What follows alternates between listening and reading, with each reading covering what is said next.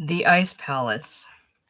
The Ice Palace appeared in the 22nd of May 1920 issue of the Saturday Evening Post and was collected in Flappers and Philosophers. It was the first of a group of stories in which Fitzgerald examined the cultural as well as social differences between the North and South. It is a grotesquely pictorial country, as I found out long ago, and as Mr. Faulkner has since abundantly demonstrated, he commented in 1940. Fitzgerald was particularly aware of the influence of the South on its women, a concern that was reinforced by his marriage to an Alabama belle. The sunlight dripped over the house like golden paint over an art jar, and the freckling shadows here and there only intensified the rigor of the bath of light. The Butterworth and Larkin houses flanking were entrenched behind great stodgy trees. Only the Happer house took the full sun, and all day long faced the dusty road street with a tolerant, kindly patience. This was the city of Tarleton in southernmost Georgia, September afternoon.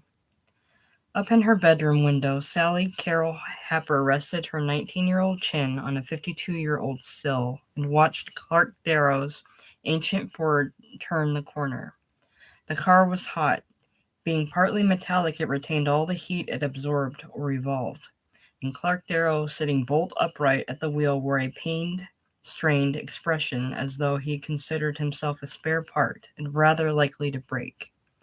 He laboriously crossed two dust ruts, the wheel squeaking indignantly at the encounter, and then with a terrifying expression he gave the steering gear a final wrench and deposited self and car approximately in front of the Happer steps. There was a plaintive heaving sound, a death rattle, followed by a short silence, and then the air was rent by a startling whistle. Sally Carroll gazed down sleepily. She started to yawn, but finding this quite impossible unless she raised her chin from the windowsill, changed her mind and continued silently to regard the car, whose owner sat brilliantly, if perfunctorily, at attention as he waited for an answer to his signal. After a moment, the whistle once more split the dusty air. "Good morning." With difficulty, Clark twisted his tall body round and bent a distorted glance on the window. "'Tain't morning, Sally Carroll, isn't it, sure enough? What are you doing? Eating an apple? Come and go swimming. Want to?" "Reckon so. How about hurrying up?" "Sure enough." Sally Carroll sighed voluminously and raised herself with profound inertia from the floor, where she had been occupied in alternately destroying parts of a green apple and painting paper dolls for her younger sister. She approached a mirror, regarded her expression with a pleased and pleasant languor, dabbed 2 spots of rouge on her lips and a grain of powder on her nose, and covered her bobbed corn-colored hair with a rose-littered sunbonnet. Then she kicked over the painting water, said, "Oh, damn!" but let it lay, and left the room. "How you, Clark?" she inquired a minute later as she slipped nimbly over the side of the car. "Mighty fine, Sally Carroll. Where we going swimming?" "Out to Wally's pool. Told Marilyn we'd call by and get her and Joe and Ewing." Clark was dark and lean, and when on foot was rather inclined to stoop. His eyes were ominous and his expression somewhat petulant, except when startlingly illuminated by one of his frequent smiles. Clark had a income, just enough to keep himself in ease and his car in gasoline, and he had spent 2 years since he graduated from Georgia Tech in dozing round the lazy streets of his hometown discussing how he could best invest his capital for an immediate fortune. Hanging round he found not at all difficult. A crowd of little girls had grown up beautifully, the amazing Sally Carroll foremost among them, and they enjoyed being swum with and danced with and made love to in the flowery-filled summery evenings, and they all liked Clark immensely. When feminine company palled, there were half a dozen other youths who were always just about to do something, and meanwhile were quite willing to join him in a few holes of golf, or a game of billiards, or the consumption of a quart of hard yellow liquor. Every once in a while, one of these contemporaries made a farewell round of calls before going up to New York or Philadelphia or Pittsburgh to go into business, But mostly they just stayed round in this languid paradise of dreamy skies and firefly evenings and noisy street fairs, and especially of gracious, soft voiced girls who were brought up on memories instead of money. The Ford having been excited into a sort of restless, resentful life, Clark and Sally Carroll rolled and rattled down Valley Avenue into Jefferson Street, where the dust road became a pavement, along Opiate Millicent Place, where there were half a dozen prosperous, substantial mansions, and on into the downtown section. Driving was perilous there, for it was shopping time. The population idled casually across the streets and a drove of low moaning oxen were being urged along in front of a placid streetcar. Even the shops seemed only yawning their doors and blinking their windows in the sunshine before retiring into a state of utter and finite coma. Sally Carroll, said Clark suddenly. In fact, you're engaged? She looked at him quickly. Where'd you hear that? Sure enough, you engaged. That's a nice question. Earl told me you were engaged to a Yankee you met up in Asheville last summer. Carol sighed. Never saw such an old town for rumors. Don't marry a Yankee, Sally Carroll. We need you round here. Sally Carroll was silent a moment. Clark, she demanded suddenly, who on earth shall I marry? I offer my services. Honey, you couldn't support a wife, she answered cheerfully. Anyway, I know you too well to fall in love with you. That doesn't mean you ought to marry a Yankee, he persisted. Suppose I love him. He shook his head. You couldn't. He'd be a lot different from us, every way. He broke off as he halted the car in front of a rambling, dilapidated house. Marilyn Wade and Joe Ewing appeared in the doorway. "'Lo, Sally Carroll." "Hi. How y'all?"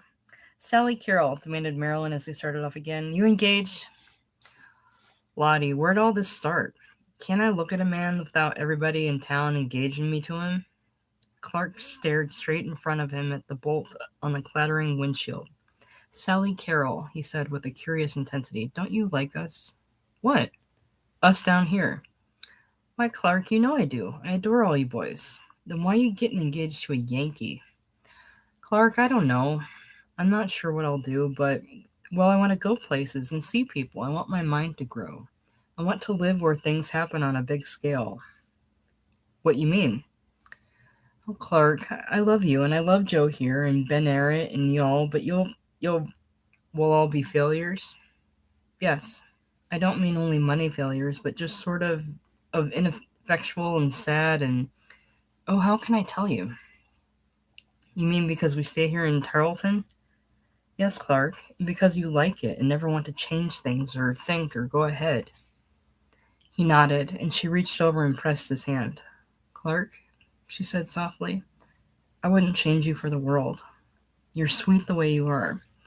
The things that'll make you fail I'll love always. The living in the past, the lazy days and nights you have, and all your carelessness and generosity." "But you're going away." "Yes, because I couldn't ever marry you. You've a place in my heart no one else could ever have, but tied down here I'd get restless. I'd feel I was wasting myself. There's two sides to me, you see. There's a sleepy old side you love, and there's a sort of energy, the feeling that makes me do wild things. That's the part of me that may be useful somewhere, that'll last when I'm not beautiful anymore."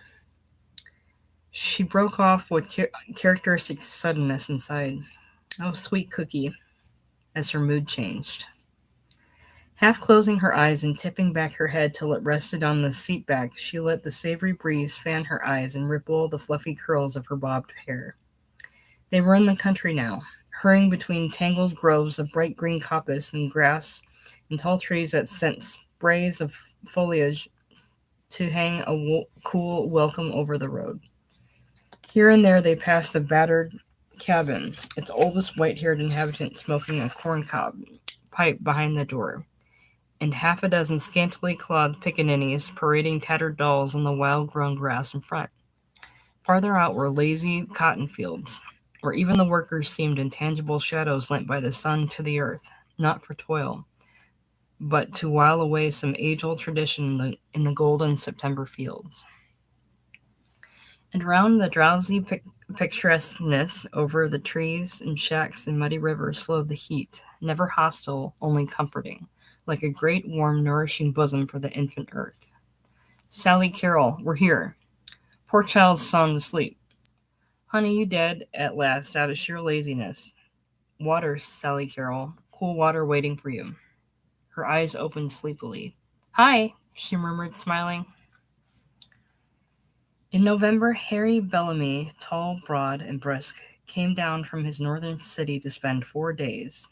His intention was to settle a matter that he had been hanging fire since he and Sally Carroll had met in Asheville, North Carolina in midsummer.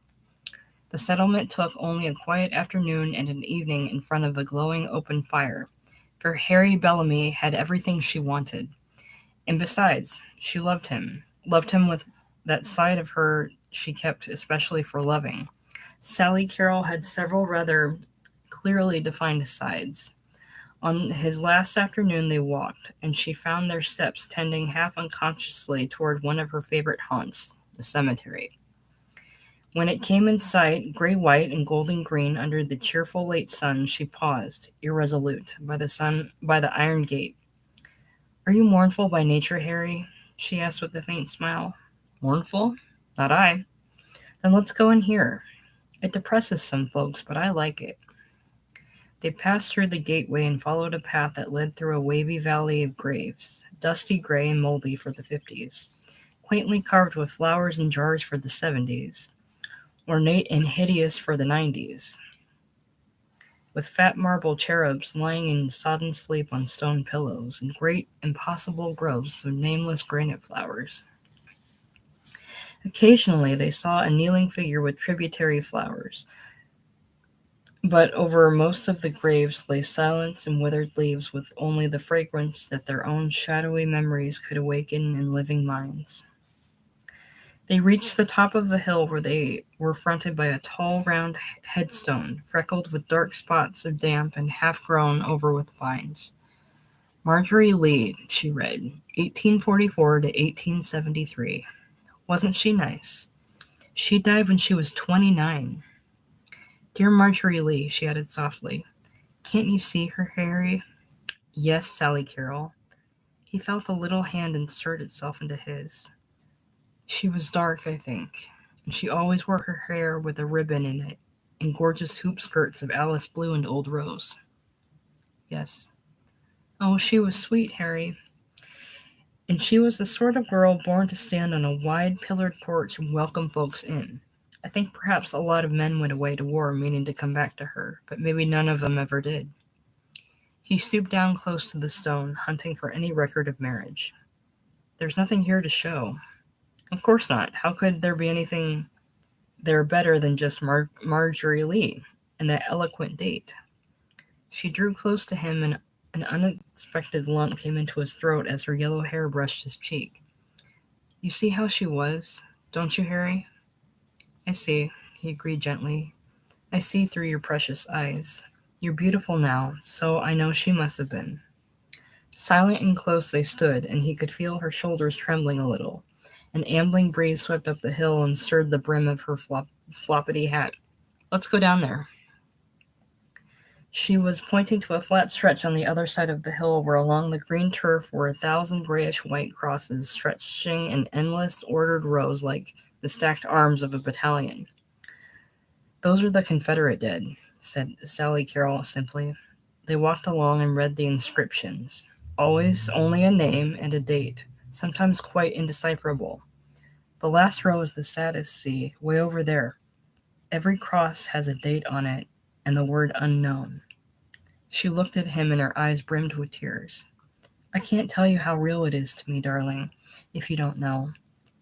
How you feel about it is beautiful to me. No, it's not me, it's them. That old time that I've tried to have live in me. These were just men, unimportant evidently, or they wouldn't have been unknown. But they died for the most beautiful thing in the world. The dead South, you see." She continued, her voice still husky, her eyes glistening with tears. People have these dreams they fasten onto things, and I've always grown up with that dream. It, it was so easy because it was all dead and there weren't any disillusions coming to me. I've tried in a way to live up to those past standards of noblesse oblige. There's just that last remnants of it, like the roses of an old garden dying all around us. Streaks of strange courtliness and chivalry in some of those boys and stories I used to hear from a Confederate soldier who lived next door. And if, oh, Harry, there was something. I couldn't ever make you understand, but it was there. I understand, he assured her again quietly. Sally Carroll smiled and dried her eyes on the tip of a handkerchief and protruding from his breast pocket. You don't feel depressed, do you, lover? Even when I cry, I'm happy here, and I get a sort of strength from it. Hand in hand, they turned and walked away slowly. Finding soft grass, she drew him down to a seat beside her with their backs against the remnants of a low broken wall. Wish those three old women would clear out, he complained. I want to kiss you, Sally Carroll. Me too. They waited impatiently for the three bent figures to move off, and then she kissed him until the sky seemed to fade out and all her smiles and tears to vanish in an ecstasy of eternal seconds. Afterward, they walked slowly back together, while on the corners of twilight played at somnolent black and white checkers with the end of the day. You'll be up about mid-January, he said, and you've got to stay a month at least. It'll be slick. There's a winter carnival on, and if you've never really seen snow, it'll be like a fairyland to you. There'll be skating and skiing and tobogganing and sled riding, and all sorts of torchlight parades and snowshoes. They haven't had one for years, so they're going to make it a knockout. Will I be cold, Harry? She asked suddenly. You certainly won't. You may freeze your nose, but you won't be shivery cold. It's hard and dry, you know. I guess I'm a summer child. I don't like any cold I've ever seen. She broke off, and they were both silent for a minute. Sally Carroll, he said very slowly, what do you say to March? I say I love you. March? March, Harry. All night in the Pullman it was very cold. She rang for the porter to ask for another blanket, and when he wouldn't give her one, she tried vainly. When he couldn't give her one, she tried vainly by squeezing down into the bottom of her berth and doubling back on the bedclothes to snatch a few hours' sleep. She wanted to look her best in the morning. She rose at 6 and, sliding uncomfortably into her clothes, stumbled up to the diner for a cup of coffee. The snow had filtered into the vestibules and covered the floor with a slippery coating. It was intriguing, this cold. It crept in everywhere. Her breath was quite visible, and she blew into the air with a naive enjoyment. Seated in the diner, she stared out the window at white hills and valleys and scattered pines whose every branch was a green platter for a cold feast of snow. Sometimes a solitary farmhouse would fly by, ugly and bleak and lone on the white waste. With each one she had an instant of chill compassion for the souls shut in there waiting for spring. As she left the diner and swayed back into the Pullman, she experienced a surging rush of energy and wondered if she was feeling the bracing air of which Harry had spoken. This was the North. The North. Her land now. Then blow ye winds, hi-oh, a roving I will go, she chanted exultantly to herself. What's that? Inquired the porter politely. I said, brush me off. The long wires of the telegraph poles doubled. 2 tracks ran up beside the train. 3, 4, came a succession of white-roofed houses, a glimpse of a trolley car with frosted windows. Streets, more streets, the city. She stood for a dazed moment in the frosty station before she saw the 3 fur-bundled figures descending upon her. There she is. Oh, Sally Carroll. Sally Carroll dropped her bag. Hi. A faintly familiar icy cold face kissed her, and then she was in a group of faces, all apparently emitting great clouds of heavy smoke. She was shaking hands. There were Gordon, a short, eager man of 30 who looked like an amateur knocked-about model for Harry, and his wife Myra, a listless lady with flaxen hair under a fur automobile cap. Almost immediately, Sally Carroll thought of her as a vaguely Scandinavian. A cheerful chauffeur adopted her bag, and amid ricochets of half phrases, exclamations, and perfunctory, listless "my dears" from Myra, they swept each other from the station. Then they were in a sedan bound through a crooked succession of snowy streets, where dozens of little boys were hitching sleds behind grocery wagons and automobiles. "Oh," cried Sally Carroll, "I want to do that. Can we, Harry?" "That's for kids, but we might. It looks like such a circus," she said regretfully. Home was a rambling frame house set on the white lap of snow, and there she met a big gray-haired man of whom she approved, and a lady who was like an egg, and who kissed her. These were Harry's parents. There was a breathless, indescribable hour crammed full of half sentences, hot water, bacon and eggs, and confusion. And after that she was alone with Harry in the library, asking him if she dared smoke. It was a large room with a Madonna over the fireplace, and rows upon rows of books, and covered of light gold and dark gold and shiny red. All the chairs had little lace squares where one's head could rest. The couch was just comfortable. The books looked as if they had been read, some, and Sally Carroll had an instantaneous vision of the battered old library at home, with her father's huge medical books, and the oil paintings of her three great uncles, and the old couch that had been mended up for 45 years and was still luxurious to dream in. This room struck her as being neither attractive nor particularly otherwise. It was simply a room with a lot of fairly expensive things in it that all looked about 15 years old. "What do you think of it up here?" demanded Harry eagerly. "Does it surprise you? Is it what you expected, I mean?" "You are, Harry," she said quietly, and reached out her arms to him. But after a brief kiss he seemed anxious to extort enthusiasm from her. "The town, I mean. Do you like it? Can you feel the pep in the air?" "Oh, Harry," she laughed. "You'll have to give me time. You can't just fling questions at me." She puffed at her cigarette with a sigh of contentment. "One thing I want to ask you," he began rather apologetically. "You Southerners put quite an emphasis on family and all that.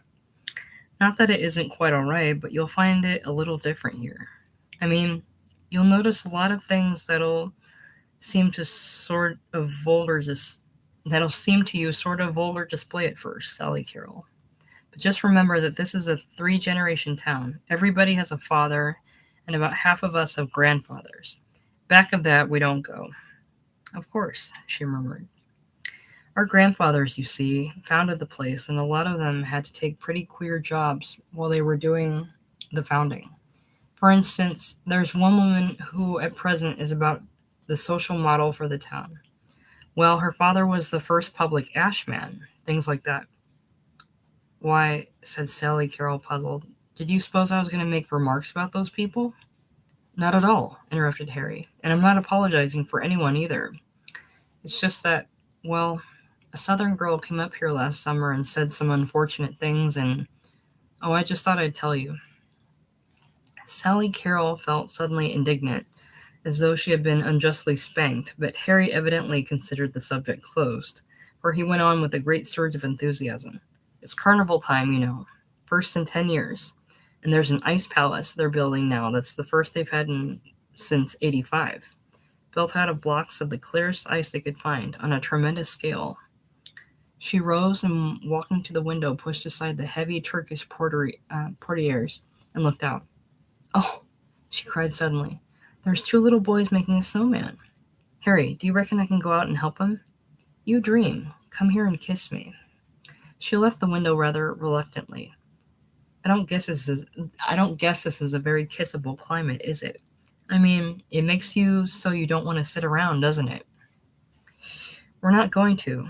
I've got a vacation for the first week you're here, and there's a dinner dance tonight." "Oh, Harry," she confessed, subsiding in a heap, half in his laugh, half in the pillows. "I sure do feel confused. I haven't got an idea whether I'll like it or not, and I don't know what people expect or anything. You'll have to tell me, honey." "I'll tell you," he said softly, "if you'll just tell me you're glad to be here." "Glad. Just awful glad," she whispered, insinuating herself into his arms in her own peculiar way. "Where you are is home for me, Harry."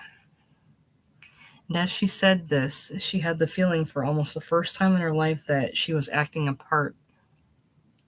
That night, amid the gleaming candles of a dinner party where the men seemed to do most of the talking while the girls sat in a haughty and expensive aloofness, even Harry's presence on her left failed to make her feel at home.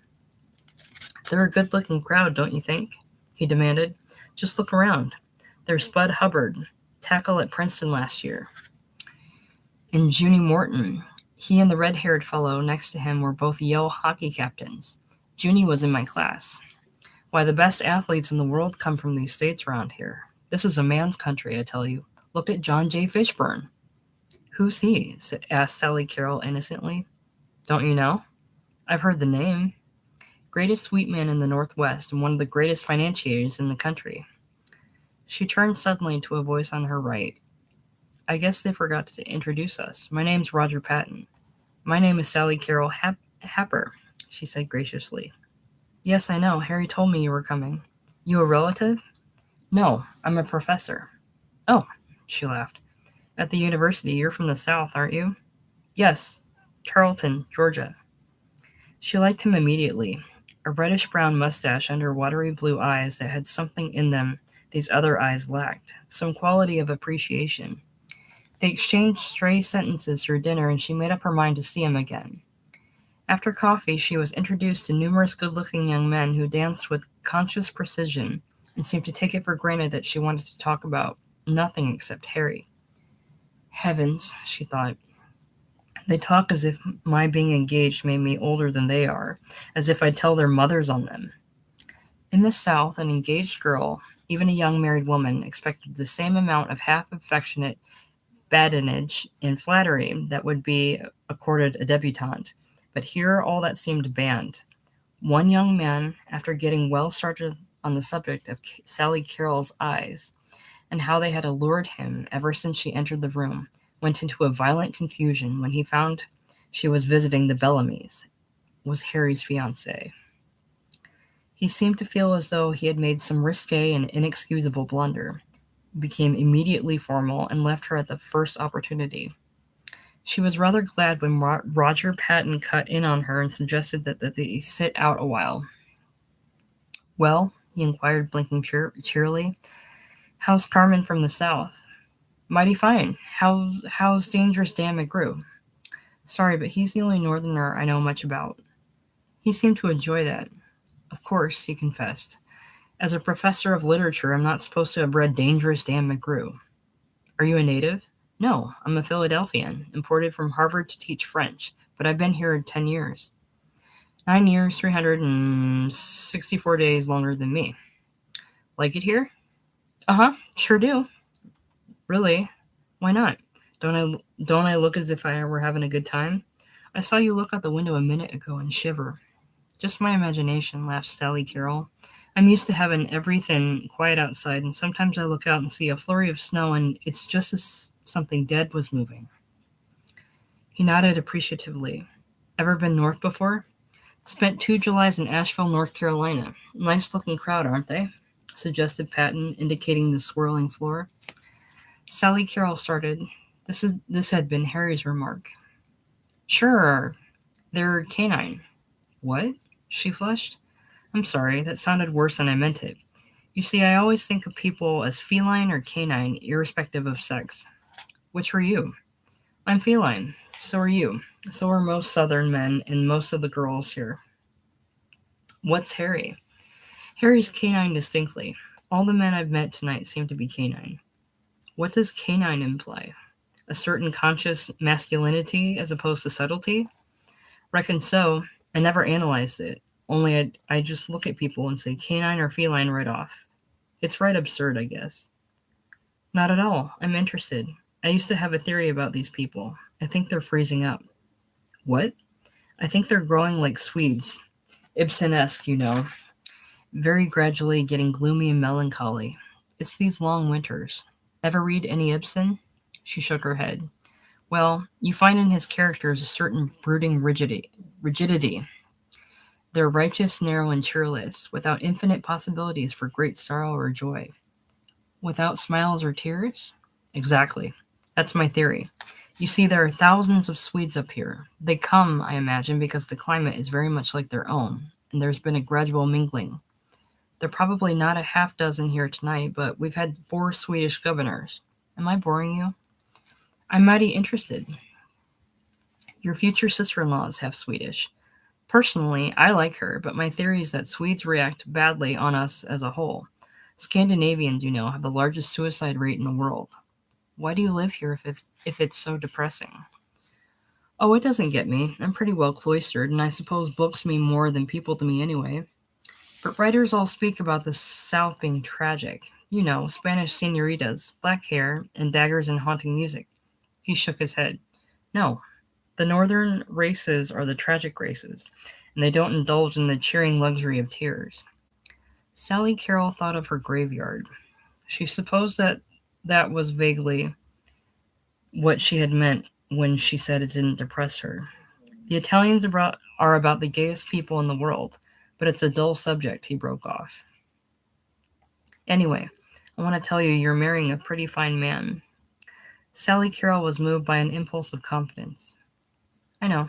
I'm the sort of person who wants to be taken care of after a certain point, and I feel sure I will be. Shall we dance? He continued as they rose. It's encouraging to find a girl who knows what she's marrying for. 9/10 of them think it's a sort of walking into a moving picture sunset.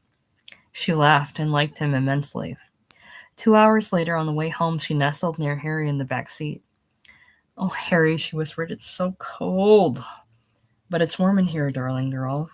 But outside it's cold, and oh, that howling wind. She buried her face deep in his fur coat and trembled involuntarily as his cold lips kissed the tip of her ear.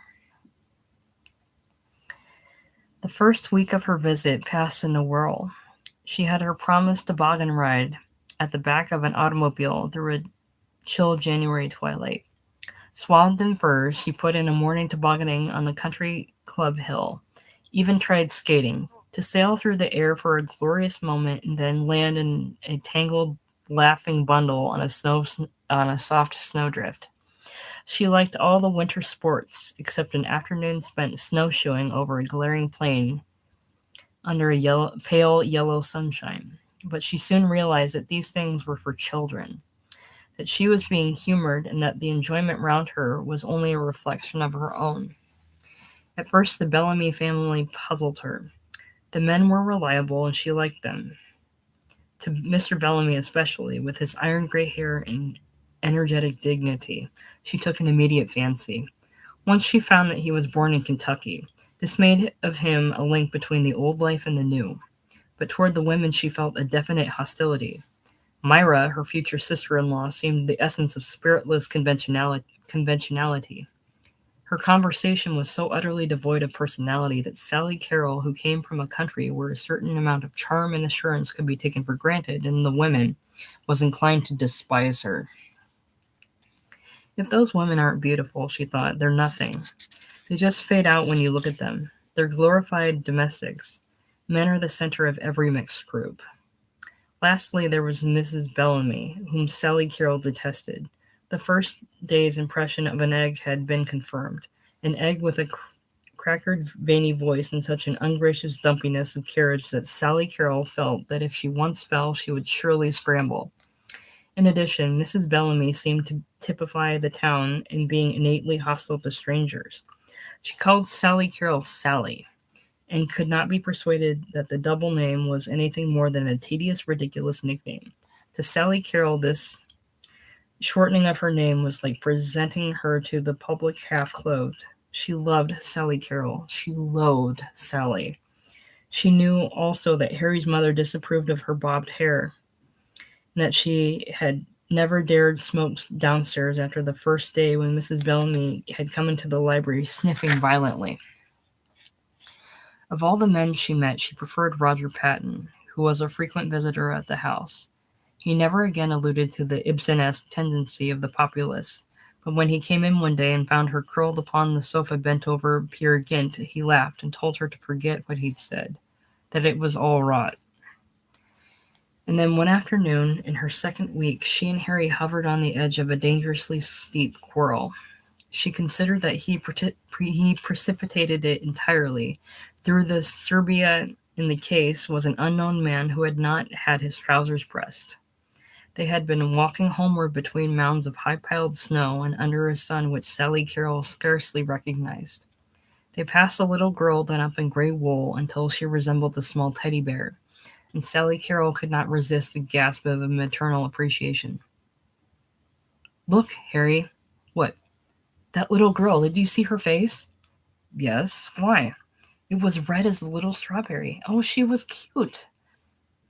"Why, your own face is almost as red as that already. Everybody's healthy here. We're out in the cold as soon as we're old enough to walk. Wonderful climate." She looked at him, and he had to agree. He was mighty healthy looking. So was his brother, and she had noticed the new red in her own cheeks that very morning. Suddenly their glances were caught and held, and they stared for a moment at the street corner ahead of them. A man was standing there, his knees bent, his eyes gazing upward with a tense expression as though he were about to make a leap toward the chilly sky. And then they both exploded into a shout of laughter. For coming closer, they discovered it had been a ludicrous momentary illusion produced by the extreme bagginess of the man's trousers. "Reckon that one's on us," she laughed. "He must be a Southerner, judging by those trousers," suggested Harry mischievously. "Why, Harry?" Her surprised look must have irritated him. "Those damn Southerners!" Sally Carroll's eyes flashed. "Don't call them that." "I'm sorry, dear," said Harry, malignantly apologetic, "but you know what I think of them.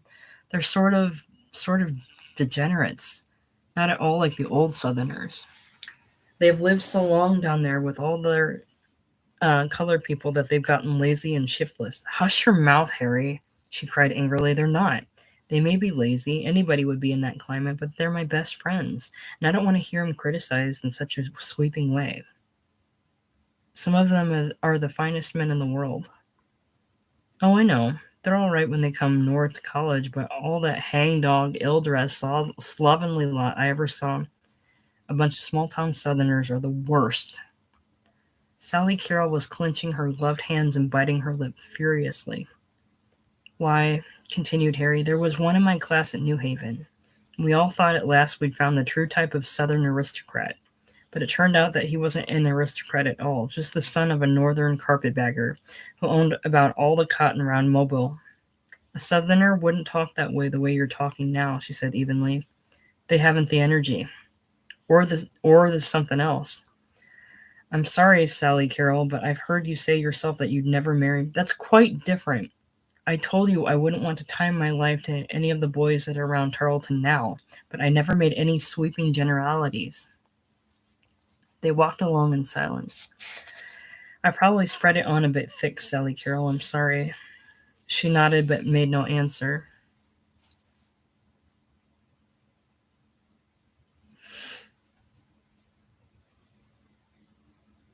5 minutes later, as they stood in the hallway, she suddenly threw her arms around him.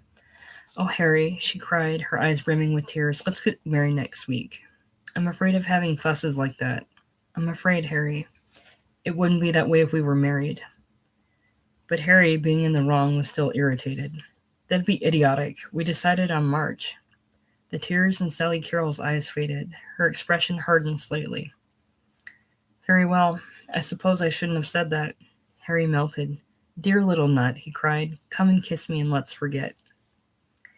That very night, at the end of a vaudeville performance, the orchestra played Dixie, and Sally Carroll felt something stronger and more enduring than her tears and smiles of the day brim up inside her. She leaned forward, gripping the arms of her chair until her face grew crimson. "Sort of get you, dear?" whispered Harry. But she did not hear him. To the spirited throb of the violins and the inspiring beat of the kettle drums, her own old ghosts were marching by and on into the darkness. And as fifes whistled and sighed in the low encore, they seemed so nearly out of sight that she could have waved goodbye. Away, away, away down south in Dixie, away, away, away down south in Dixie. It was a particularly cold night. A sudden thaw had nearly cleared the streets the day before, but now they were traversed again with a powdery wraith of loose snow that traveled in wavy lines before the feet of the wind, and filled the lower air with a fine particled mist. There was no sky, only a dark, ominous tent that draped in the tops of the streets and was in reality a vast approaching army of snowflakes, while over it all, chilling away the comfort from the brown and green glow of lighted windows and muffling the steady trot of the horse pulling their sleigh, interminably washed the north wind. It was a dismal town after all, she thought. Dismal. Sometimes at night it had seemed to her as though no one lived there. They had all gone long ago, leaving lighted houses to be covered in time by tombing heaps of sleet. Oh, if there should be snow on her grave, to be beneath great piles of it all winter long, where even her headstone would be a light shadow against the light shadows. Her grave, a grave that should be flower strewn and washed with sun and rain. She thought again of those isolated country houses that her train had passed, and of the life that there the long winter through, the ceaseless glare through the windows, the crust forming on the soft drifts of snow. Finally, the snow cheerless melting, and the harsh spring of which Roger Patton had told her. Her spring, to lose it forever, with its lilacs and the lazy sweetness it stirred in her heart. She was laying away that spring. Afterwards she would lay away that sweetness. With a gradual insistence the storm broke. Sally Carroll felt a firm of flakes melt quickly on her eyelashes, and Harry reached over a furry arm and drew down her complicated flannel cap. Then the small flakes came in skirmish line, and the horse bent his neck patiently as a transparency of white appeared momentarily on his coat. "Oh, he's cold, Harry," she said quickly. "Who, the horse?" "Oh, no, he isn't. He likes it." After another 10 minutes they turned a corner and came in sight of their destination. On a tall hill outlined in vivid glaring green against the wintry sky stood the Ice Palace. It was 3 stories in the air, with battlements and embrasures and narrow icicled windows, and the innumerable eclectic lights inside made a gorgeous transparency of the great central hall. Sally Carroll clutched Harry's hand under the fur robe. "It's beautiful," he cried excitedly. "My golly, it's beautiful, isn't it? They haven't had one here since '85. Somehow the notion of there not having been one since '85 oppressed her. Ice was a ghost, and this mansion of it was surely peopled by those shades of the '80s, with pale faces and blurred, snow-filled hair. "Come on, dear," said Harry. She followed him out of the sleigh and waited while he hitched the horse. A party of 4, Gordon, Myra, Roger Patton, and another girl, drew up beside them with a mighty jingle of bells. There were quite a crowd already, bundled in fur or sheepskin, shouting and calling to each other as they moved through the snow, which was now so thick that people could scarcely be distinguished a few yards away. "It's 170 feet tall," Harry was saying to a muffled figure beside him as they trudged toward the entrance. "Cover 6,000 square yards." She caught snatches of conversation. "One main hall, walls 20 to 40 inches thick, and the ice cave has almost a mile of this Canuck who built it." They found their way inside, and dazed by the magic of the great crystal walls, Sally Carroll found herself repeating over and over 2 lines from Kubla Khan. It was a miracle of rare device, a sunny pleasure dome with caves of ice. In the great glittering cavern with the dark shutout, she took a seat on a wooden bench, and the evening's oppression lifted. Harry was right. It was beautiful, and her gaze traveled the smooth surface of the walls, the blocks for which had been selected for their purity and clearness to obtain this opalescent, translucent effect. "Look, here we go. Oh boy," cried Harry. A band in a far corner struck up, "Hail, hail, the gang's all here," which echoed over to them in wild muddled acoustics, and then the lights suddenly went out. Silence seemed to flow down the icy sides and sweep over them. Sally Carroll could still hear her white breath in the darkness, and a dim row of pale faces over on the other side. The music eased to a sighing complaint, and from outside drifted in the full-throated resonant chant of the marching clubs. It grew louder, like some paean of a Viking tribe traversing an ancient wild. It swelled. They were coming nearer. Then a row of torches appeared, and another, and keeping time with their moccasined feet of a long column of gray mackinawed figures swept in. Snowshoes slung at their shoulders, torches soaring and flickering as their voices rose along the great walls.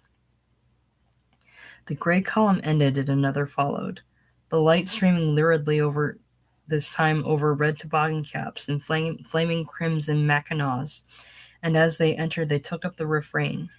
Then came a long platoon of blue and white, of green, of white, of brown and yellow. Those white ones are the Wakuta Club, whispered Harry eagerly. Those are the men you've met round at dances. The volume of the voices grew. The great cavern was a phantasmagoria of torches waving in the great banks of fire, of colors and the rhythm of soft leather steps. The leading column turned and halted, platoon deployed in front of a platoon until the whole procession made of solid flag of flame. And then from thousands of voices burst a mighty shout that filled the air like a crash of thunder and sent the torches wavering. It was magnificent. It was tremendous. To Sally Carroll, it was the North offering sacrifice on some mighty altar to the great pagan god of snow.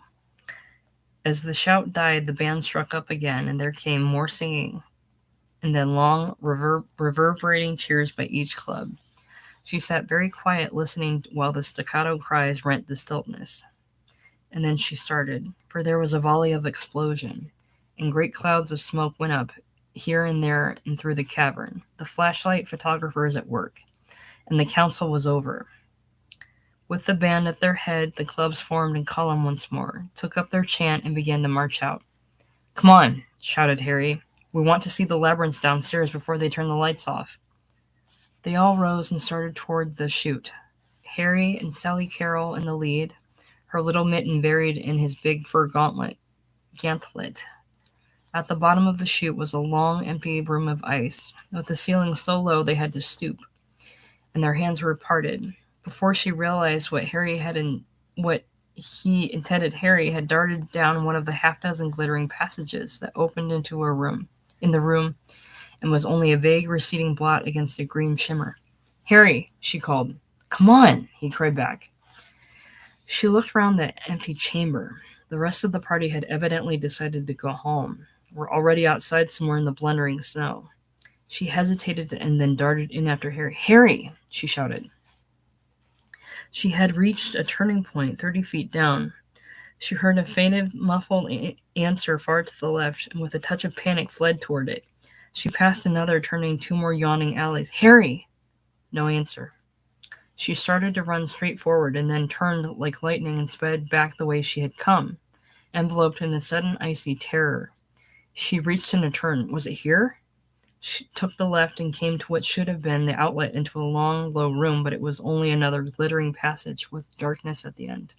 She called again, but the walls gave back a flat, lifeless echo with no reverberations. Retracing her steps, she turned another corner, this time following a wide passage. It was like the green lane between the parted waters of the Red Sea, like a damp vault connecting empty tombs. She slipped a little now as she walked, for ice had formed on the bottom of her overshoes. She had to run her gloves along the half-slippery, half-sticky walls to keep her balance. "Harry!" Still no answer. The sound she made bounced mockingly down to the end of the passage. Then in an instant the lights went out, and she was in complete darkness. She gave a small frightened cry and sank down into a cold little heap on the ice. She felt her left knee do something as she fell, but she scarcely noticed it, as some deep terror far greater than any fear of being lost settled upon her. She was alone with this presence that came out of the north, the dreary loneliness that rose from icebound whalers in the Arctic seas. From smokeless, trackless wastes there were strewn the white bones of adventure. It was an icy breath of death. It was rolling down low across the land to clutch at her. With a furious, despairing energy, she rose again and started blindly down the darkness. She must get out.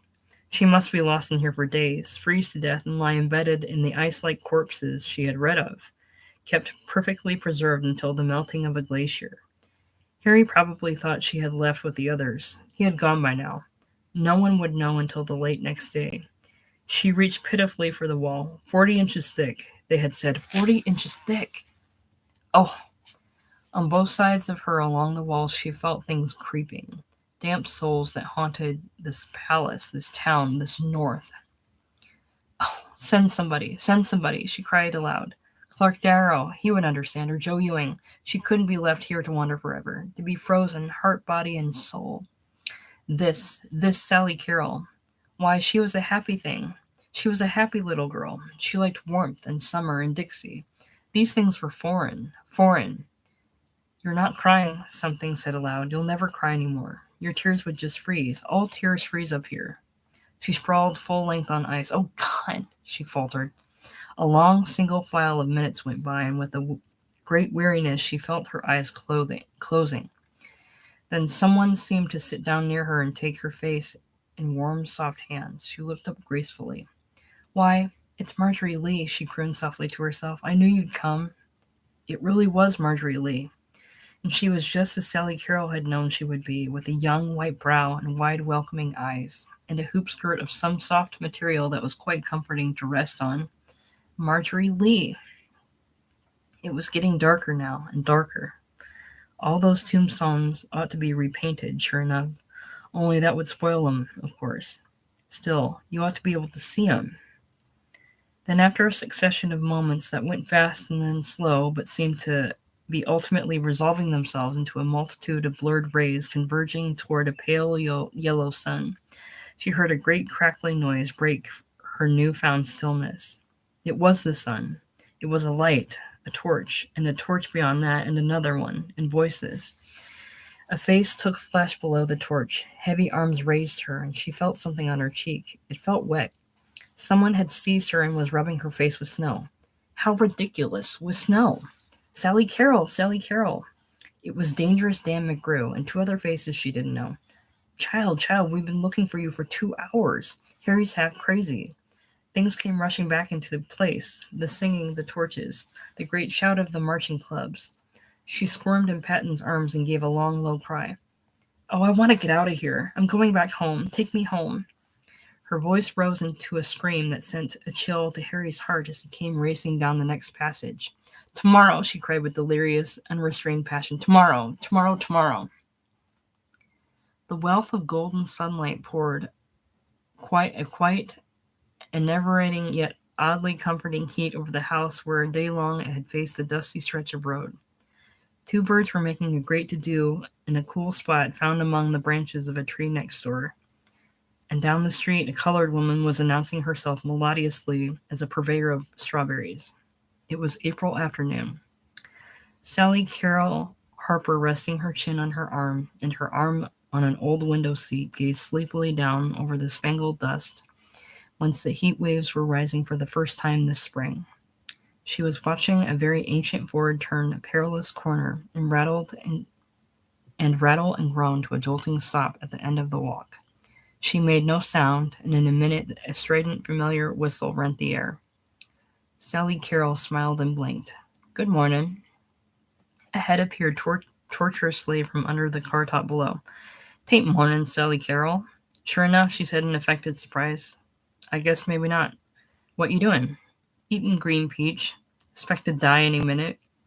Clark twisted himself to a last impossible notch to get a view of her face. Water's warm as a kettle stream, Sally Carroll. Want to go swimming? Hate to move, sighed Sally Carroll lazily, but I reckon so.